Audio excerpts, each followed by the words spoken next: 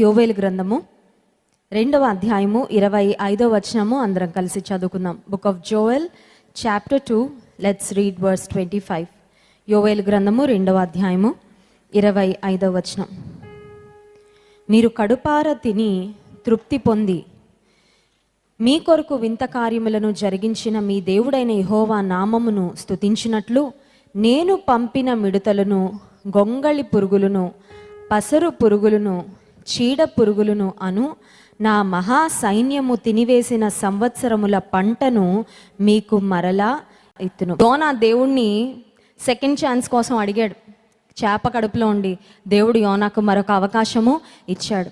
సంసోను దేవుణ్ణి ఇంకో ఛాన్స్ కోసం అడిగాడు. ఈ ఒక్కసారి నన్ను జ్ఞాపకం చేసుకో. Lord, I have failed you many times. నేను చాలాసార్లు డిసప్పాయింట్ చేశాను, నీకు చాలాసార్లు నేను తలవంపులు తెచ్చాను, చాలాసార్లు నీ నామాన్ని ఇతరులు దూషించడానికి నేనే అయ్యాను కారణం. చాలాసార్లు బయటకి చాలా భక్తిగా నటించాను, కానీ నా అంతరంగంలో నా మనసులో యథార్థత లేదు. నాకు తెలుసు, I know where I have failed, but please give me one opportunity.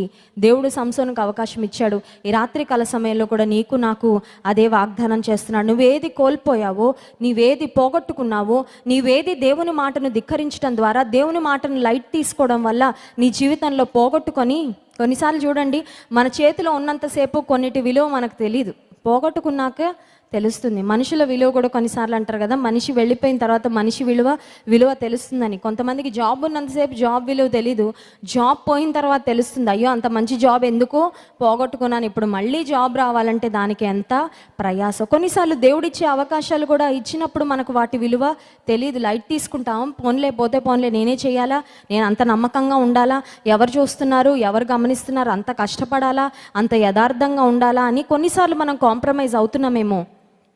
కానీ అజాగ్రత్త వలన, అవిధేయత వలన, గర్వం వలన ఏ అవకాశాలు మనం పోగొట్టుకున్నామో, ఏ ఆశీర్వాదాలు మనం పోగొట్టుకున్నామో, ఒకవేళ గతంలో చాలా సంవత్సరాలు మనం వేస్ట్ చేసి ఉండొచ్చు, చాలా అవకాశాలు మనం కోల్పోయి ఉండొచ్చు.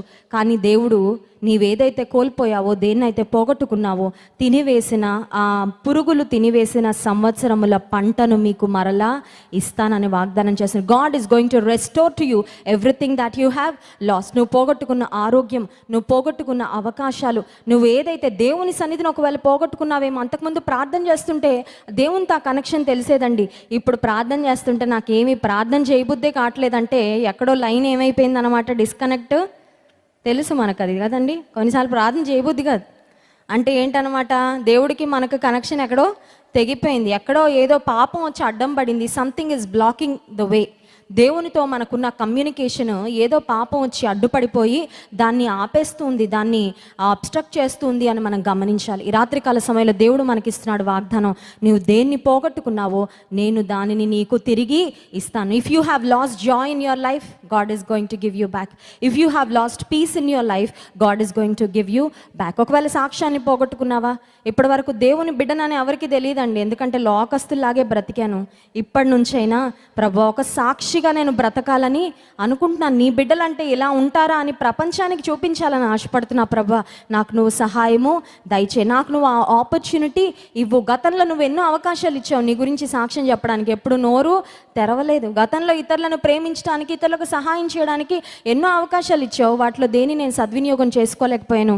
కానీ ఇప్పుడు నేను చేసుకుంటానని నీవు అడగగలిగితే God is going to restore to you everything you have lost. కనుక నీ జీవితంలో నీవేం పోగొట్టుకున్నావో, మనం ఏం పోగొట్టుకున్నామో వాటిని తిరిగి పొందుకోవడానికి దేవాతి దేవుడు మనకి సహాయం చేయను గాక.